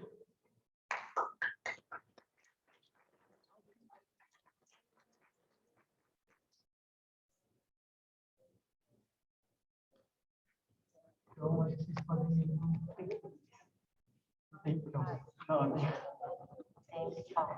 Eu tenho que sair. Participação de vocês jovens tem que ser só na época da política, né? Só de vocês estarem compreendendo, né, estar dentro de um grêmio, né, de uma escola, como colégio de equipe, discutindo arduamente, porque quando a gente fala de política, não é só essa política partidária. A gente, quando fala de política, a nossa vivência política é a vivência cotidiana, né? Só de vir para a escola, só de cumprir as regras ou não, de contestar, vocês já estão fazendo política. Agora, participar efetivamente da vida política da nossa cidade é, de fato, vocês jovens compreenderem primeiro o território onde vocês se encontram. Tenham essa compreensão do seu território e comecem a participar, né? Em todos os bairros nós temos nossa luta diária. A gente tem hoje na capital de São Paulo 32 subprefeituras. Essas subprefeituras, elas têm um processo que é um processo meio lento, mas que se nós começarmos a cobrar, né, e participar mais, principalmente do conselho participativo, a gente pode mudar o nosso rumo. E tem muitos conselhos que nem vocês sabem que podem votar. Conselho, escolha seu conselheiro tutelar, escolha seu conselheiro de juventude, né? Escolha seu conselheiro de transporte, tá? Então, gente, descentralizando o poder público e participando que a gente pode dar continuidade. E quando a gente chegar à época da política mesmo, de votar no governador, votar no senador, votar nos deputados, no vereador, a gente eleger as câmaras, né? A gente já tem uma percepção do que é essa participação. E, se vocês quiserem ajudar mais, venham para dentro da ocupação 9 de julho, tá? Sejam bem-vindos, que lá tem muita coisa a ser feita. É política toda hora, desde a hora que dorme, é dormindo fazendo política, tá? Então, sejam bem-vindos. Quanto à questão do apoio ao do Léo e Lula, essa questão aí eu não quero entrar no âmbito, mas eu conheço o Leonardo Pérez, a luta do Leonardo, desde lá em BH, com uma das maiores ocupações do Brasil, que é o Isidora, né? E eu conheço a percepção do que é a proposta do que eles criaram. Agora, é óbvio que o eleitor, né, deles não vai permitir que, se tiver um segundo turno, que Bolsonaro votar em Bolsonaro, né? Eles não vão dar essa ordem, não vote mais. Não, mesmo porque o título de eleitor, se tivessem, né, sem estar regularizado, bloqueia o CPF. Bloqueando o CPF, acabou a vida do cidadão, né? Tá? Agora, quanto a essa questão de policiais, pastores, está óbvio que desde o golpe foi instituído a bancada da bala, né, a bancada da Bíblia, e cada um está vendo, né, tá procurando ser eleito como um representante para o seu nicho, para os seus próprios, né? Não com a intenção de fazer esse socialismo, essa igualdade que a gente tanto procura. É óbvio que eles estão ali, né? Primeiro, e eu não posso também generalizar, porque deve ter bons pastores, deve ter bons policiais, né? E tem. Só que, infelizmente, os candidatos que a gente vê, eles governam para um certo, né? Para um certo conluio, né, que é o deles mesmos. E, infelizmente, essa abertura foi dada, né, pela própria Constituição, pelo próprio Congresso, pelo próprio Senado, foi dada essa abertura, porque se você já tem uma profissão X, como é que você vai abandonar a carreira de militar? Que a maioria que estão se candidatando tem patentes altas, né? Tem patente, outros são delegados. Será que vão abandonar? É melhor ser político? Então, alguma coisa tem aí, né? Alguma coisa tem. É melhor ser político do que cobrar o dízimo na igreja? Então, alguém está ganhando. Nesse ganha-ganha, está óbvio que aqui eles têm já existe já uma determinação do que eles querem, né? Que é acabar com os impostos da igreja. A igreja não paga imposto, né? Igreja tem várias regalias que um colégio como esse, se não pagar o imposto, não pagar certas coisas, não pode funcionar. A igreja não, a igreja, coitada, ela não pode, ela não tem condição. Agora ela pode sair com saco de dinheiro, né? Ela pode vender um pedaço da camisa ensanguentada, né? Cobrar milhões, né? Que são contradições realmente do que é ser um pastor, né? E o policial também, ele tem lá os seus méritos. Ser político talvez tenha alguns méritos para esse ser.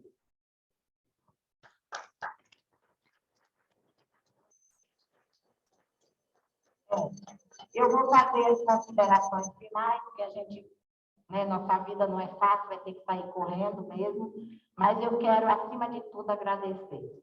E eu tenho um agradecimento especial aqui ao Colégio Equipe. Eu tenho um agradecimento a um projeto de inclusão que esse colégio tem. A gente está falando aqui do coletivo antirracista, mas a gente tem que falar da oportunidade que o Colégio Equipe deu ao Movimento Sem Teto e a todos os movimentos sociais, né?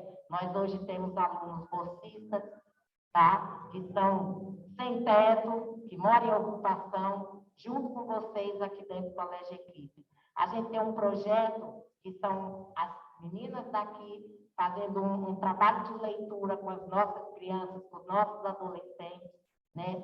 E eu tenho que agradecer essa integração. É isso que é a política, é isso que é o direito à cidade.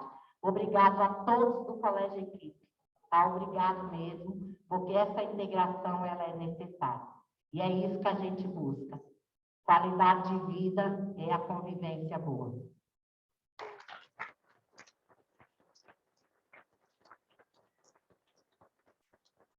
No horário, todo mundo foi bem assim? Vou tentar só para te lembrar. Fala da transfobia, fala do trans, o que é muito necessário. É incluso. Trans, LGBTQIA+, o que seja, né, é ser humano. É ser humano. E nós temos leis, né, que criminalizam a homofobia, a transfobia, e isso tem que ser cobrado, isso tem que ser exercido.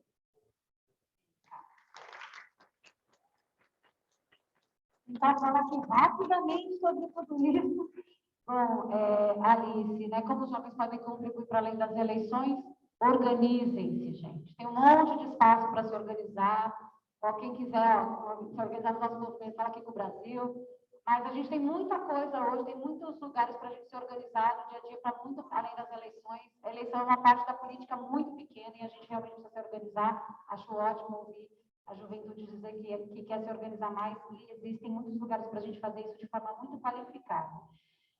Sobre a questão da proteção para a população trans, né? A gente tem propostas específicas, como cota nas universidades, fortalecimento do SUS e acesso pelo SUS para os tratamentos hormonais, né, para tratamento de resignificação, casa de referência específica para LGBT. Então, a gente tem propostas específicas, mas eu queria dizer também, para quem tem oportunidade aí, nós temos uma candidatura trans muito importante na Unidade Popular, que é da companheira Suede, candidata a deputada federal lá no Sertão do Cariri, tem feito uma campanha muito importante e tem demonstrado na prática o que significa para nós esse trabalho, né? A população trans estando na linha de frente da luta e da construção do nosso partido.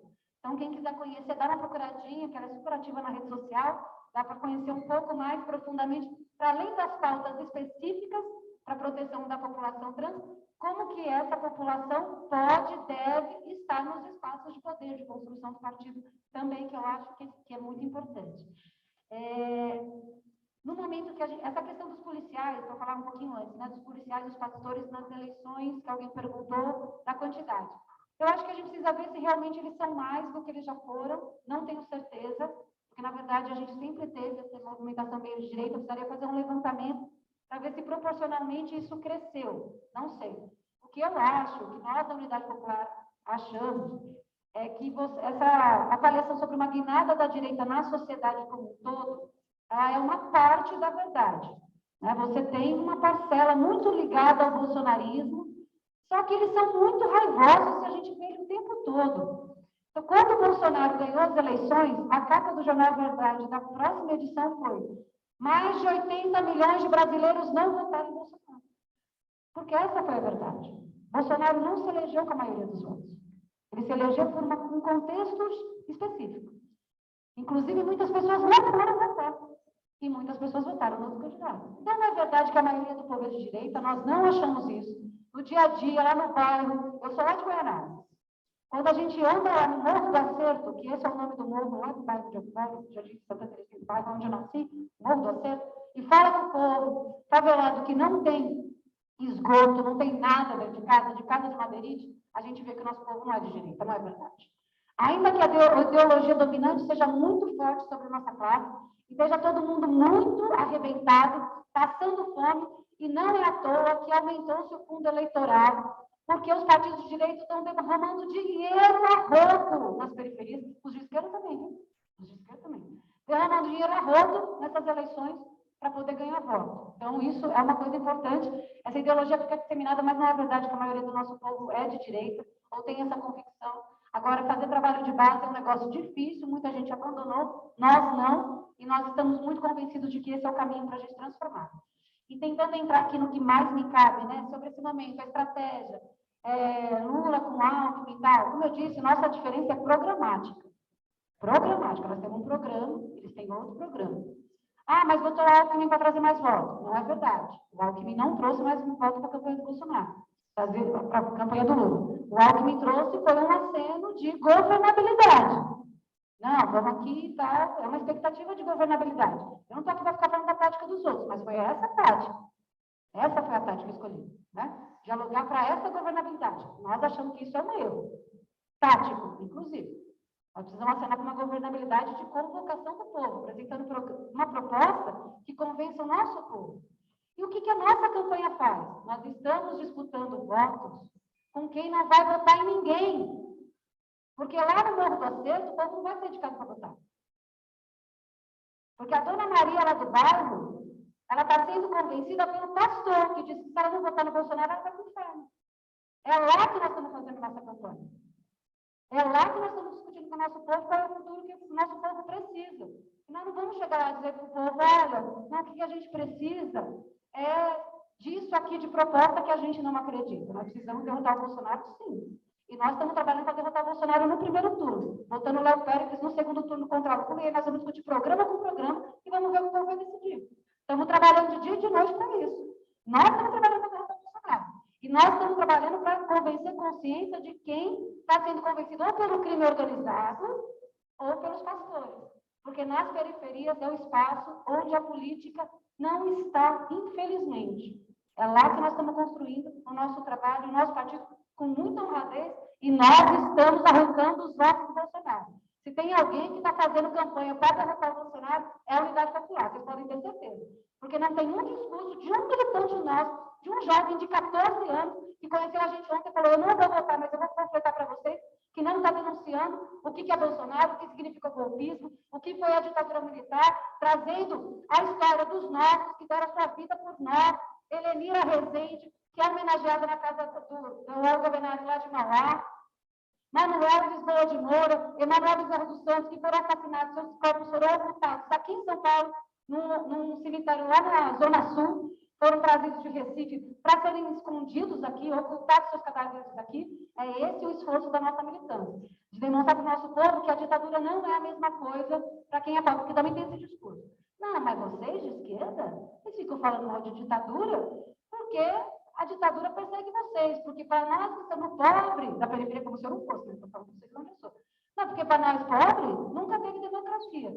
Não é verdade que democracia e ditadura é a mesma coisa. Não é verdade. Porque na vala de Perus, que foi encontrada lá no cemitério de Perus, na vala comum, onde foi uma vala aberta durante a prefeitura do Maluf para ocultar cadáveres, foram encontrados 1.500 ossadas.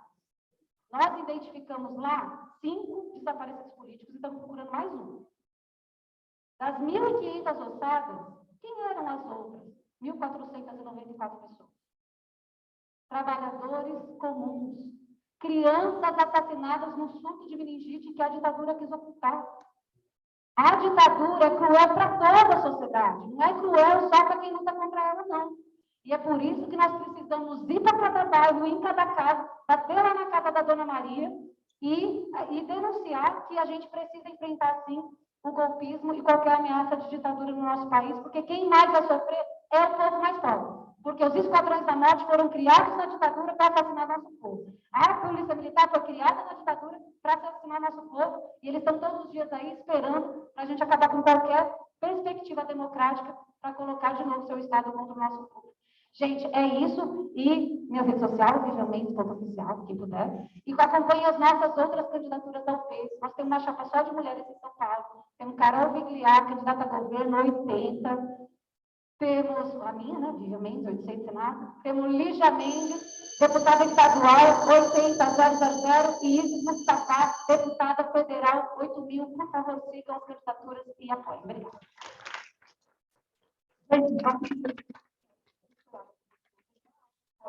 Só para falar, tchau. Só para os professores poderem Só para a gente concluir, pessoal, a Carmen agradeceu a equipe, então vou aqui fazer o meu papel de professor que fui convidado na mesa para agradecer muito vocês duas, Carmen e Vivian, por estarem aqui hoje com a gente, por trazerem a experiência de vocês, a luta de vocês, para dar sentido ao que a gente faz, né? Para mostrar também a política real dentro da escola, enfim, e trazer essa mensagem de inspiração, de organização para a juventude, para todo mundo. Então, em meu nome, em nome do prêmio, da escola, queria agradecer muito o tempo de vocês, que a gente sabe que tempo de candidato é muito importante. Então, muito obrigado pela manhã de hoje.